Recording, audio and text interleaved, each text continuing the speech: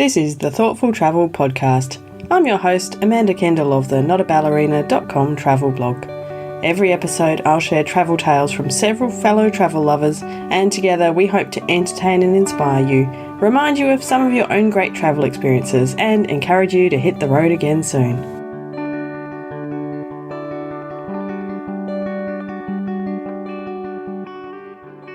Hello and welcome to episode 160 of the Thoughtful Travel Podcast.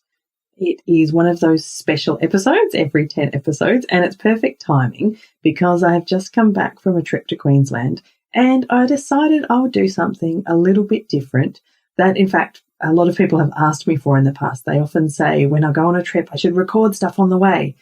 And usually I don't even think of it, which is awful. What a terrible podcaster I am. But this time, at least in the early days, I had a bit more time. So it's something a bit different. And so this episode is my Cairns and Queensland podcast diary. I managed to record 3 separate times during and just shortly after my trip. I had these grand intentions of doing it nearly daily, but it was one of the trips that was really, really busy. Good busy, but busy nonetheless. So anyway, it's a little bit of an experiment and it was really fun to do. So maybe you'll get a little bit of an insight into what I think about when I'm traveling. So it was actually a trip alone without Mr. Nine. He was really mad about that, poor kid. But, well, not poor kid. He's normally really, really lucky, right?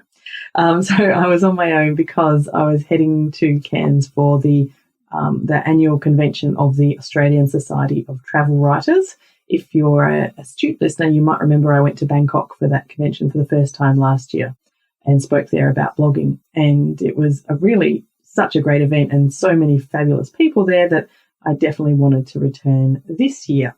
I also hadn't been to Cairns in Queensland since I was 12, which is quite some years ago. Quite some decades ago. So I was keen to get back there as well. So it all seemed like a good reason to go.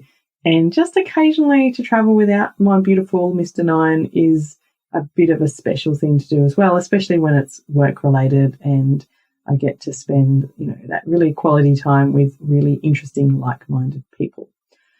So basically that is the preamble to what this trip is all about. In the interests of full disclosure, I should mention that some parts of this trip were sponsored or subsidised because that's what happens when you're getting 150-odd travel writers in one place.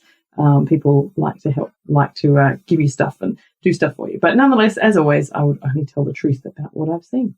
So I will stop rambling for a second and let you get into day one. So I recorded something after day one, and I have to add a little forewarning that in retrospect, listening back, it seems like my first impressions of Cairns don't sound fully positive, although also not negative, but yeah, not that great. But I'm really glad I recorded these bits as I went, because by the time I got home, I'd forgotten these initial feelings because the rest of the week turned out to be so amazing. So here's day one.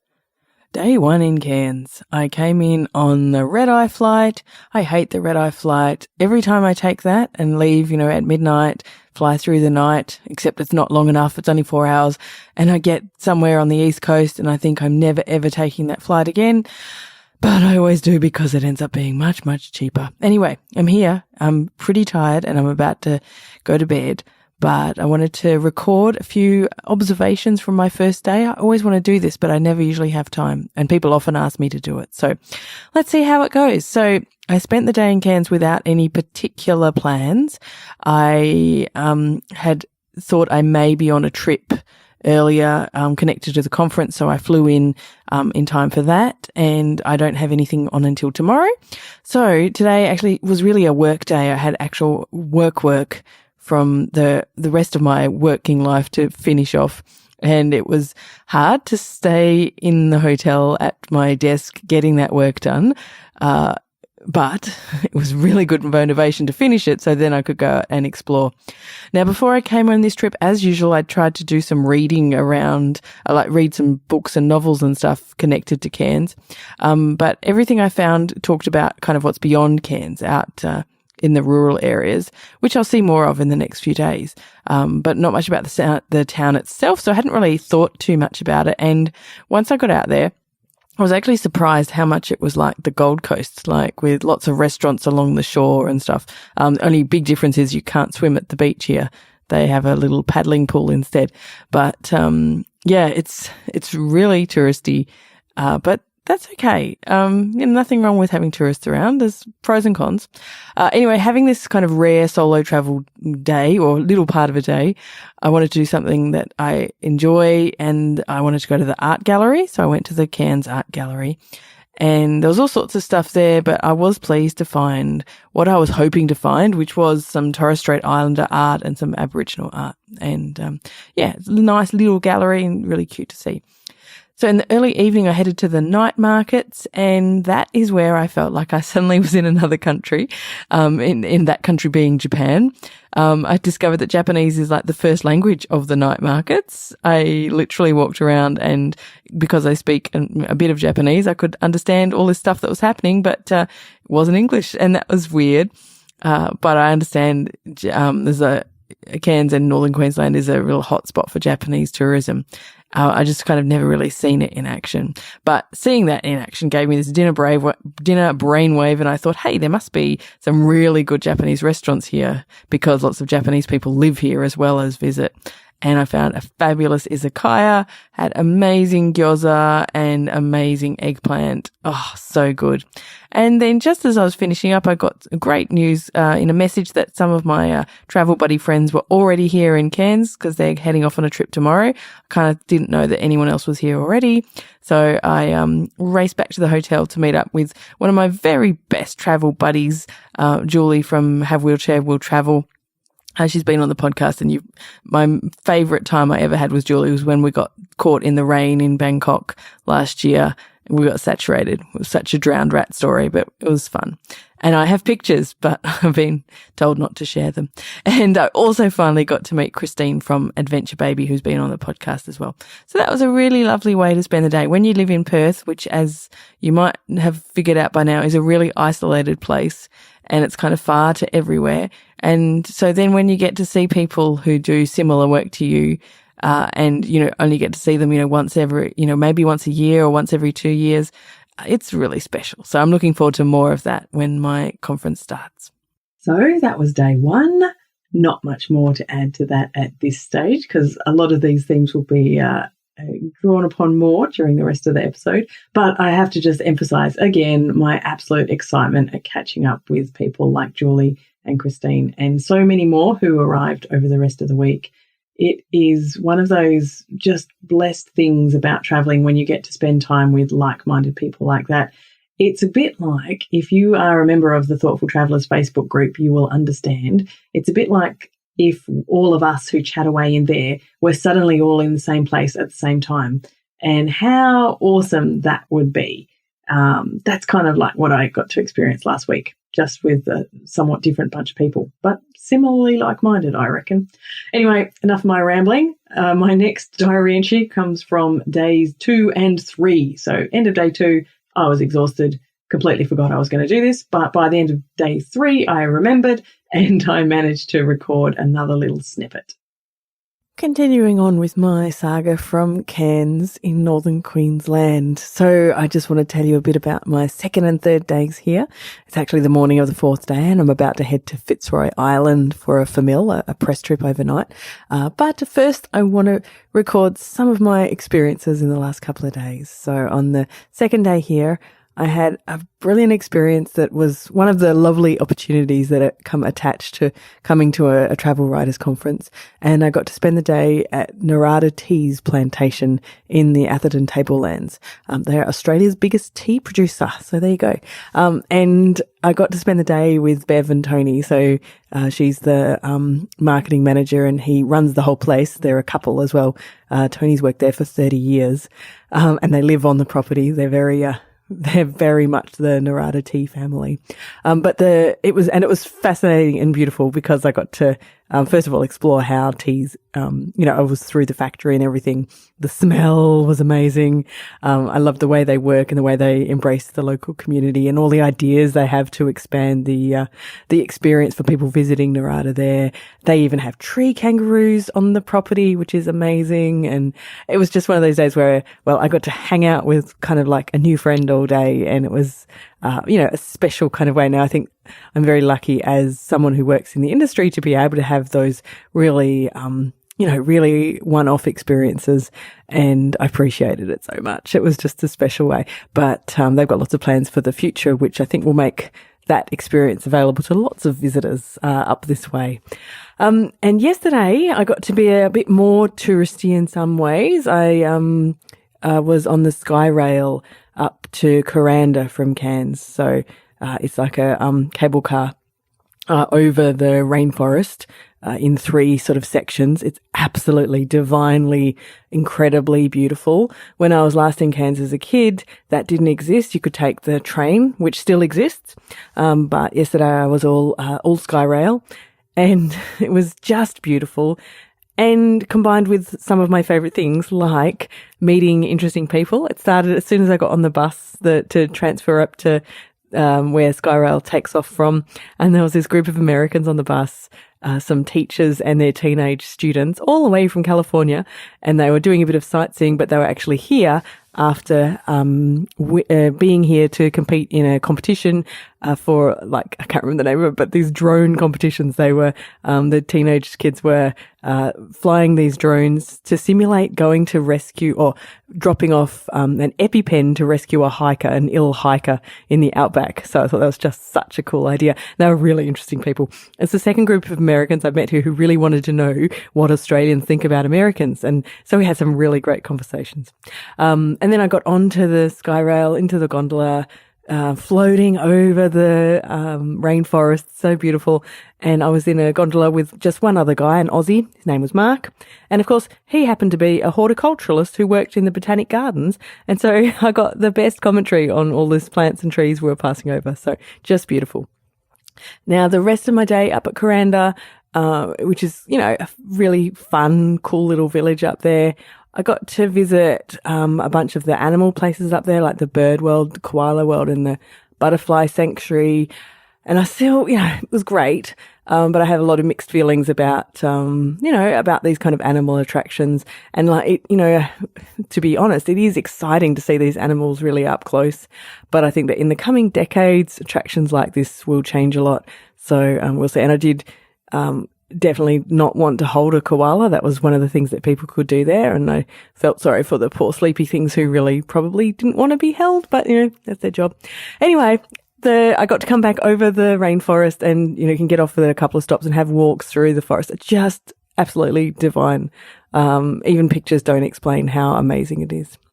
And I finished the day with dinner with a fabulous bunch of travel writers. They're all been gradually flying in from across Australia, and I'll have a lot more to do with them in the next few days. But those couple of days where I was mostly on my own exploring, I really love that.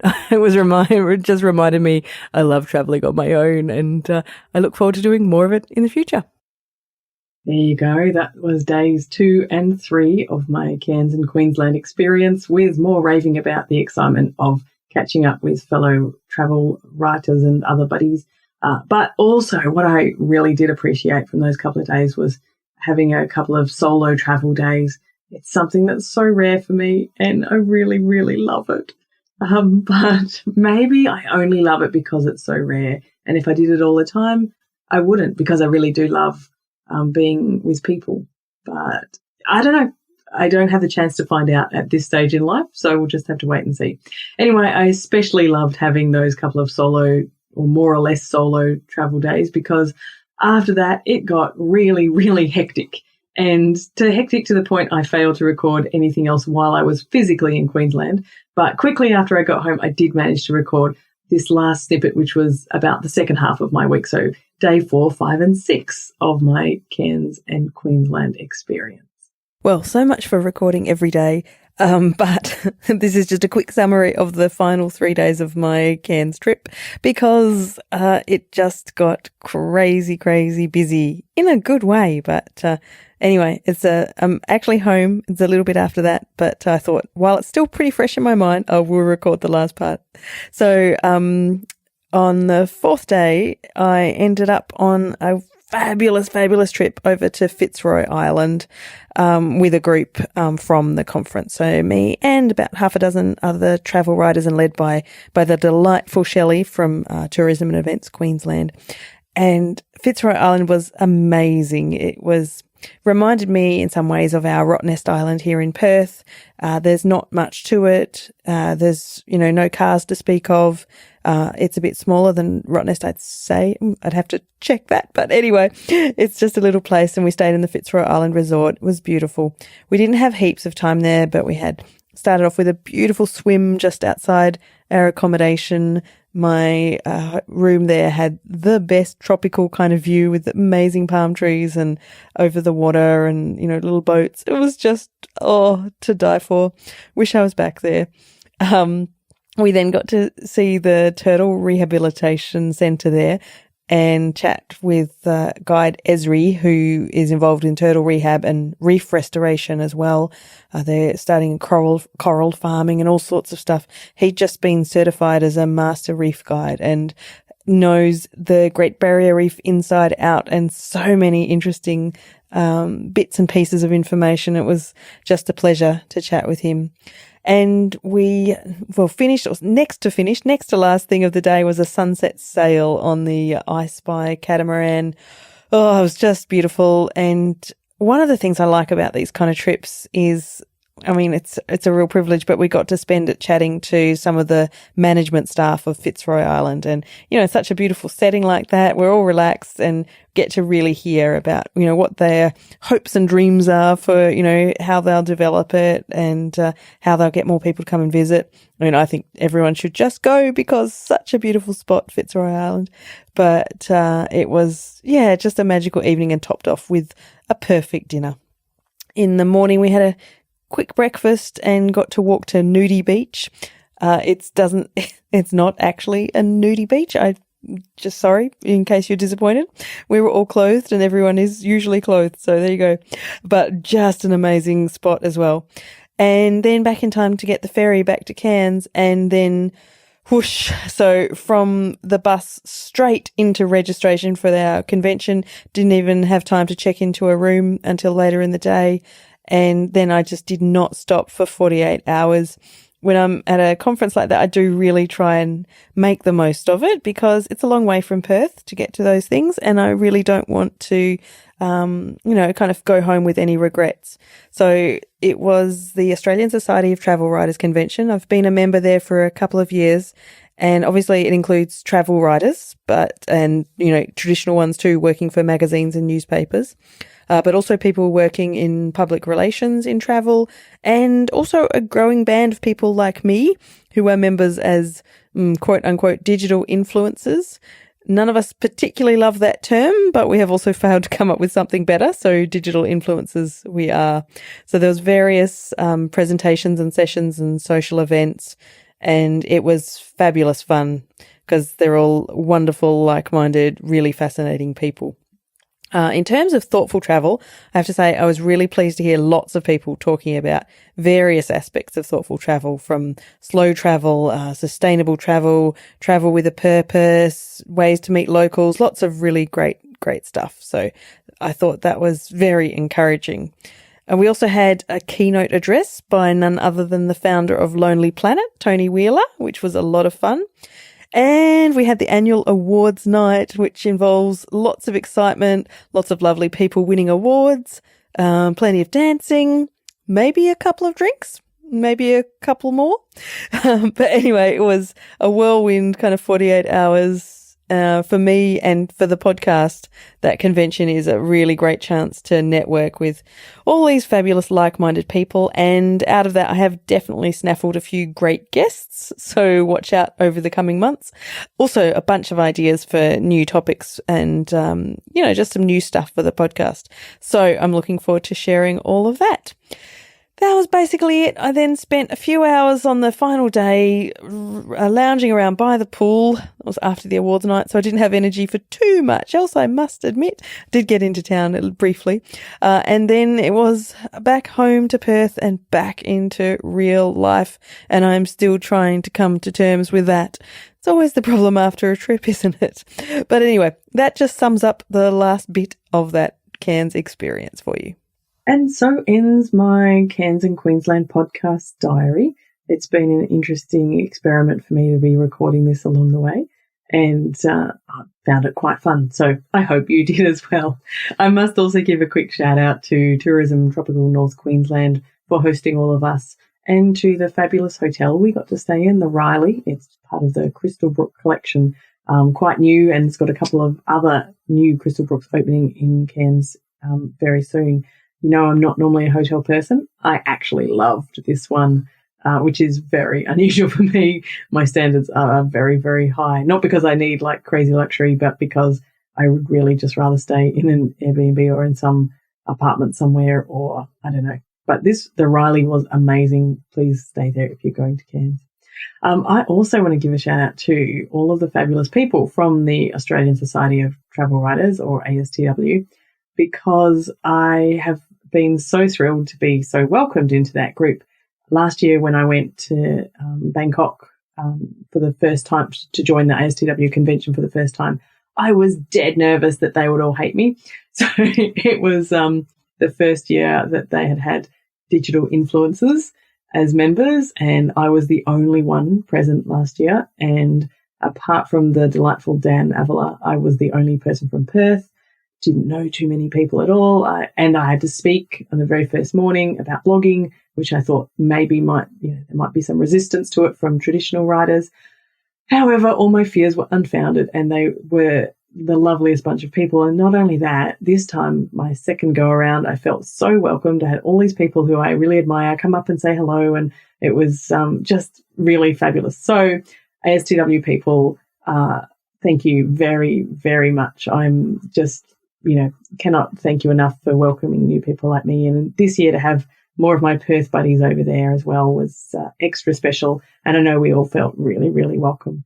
So that is, just a little plug for my fellow ASTW peeps. I am going to leave show notes with some pictures to all of these adventures at the usual place for show notes. So for this episode, they will be at notaballerina.com/160. Of course, I need to make another plug for my favourite place on Facebook, which is the Thoughtful Travellers Facebook group. Just search for Thoughtful Travellers in Facebook or head to the show notes and there'll be a link there as well. And one last request, I am trying to do the right thing because I know this helps get the podcast out to more and more people, and that is to ask you to go and rate and review the Thoughtful Travel podcast if you use iTunes or Apple Podcasts to listen to your podcasts. I would be forever grateful. I had a couple of really delightful reviews last week that always make me so grateful and nearly bring tears to my eyes. But so don't make me cry, but it would be great if you felt the need to leave a review. I would love to read it. So thank you very much again, and I will be back with regular kind of programming next week. Thank you so much for listening.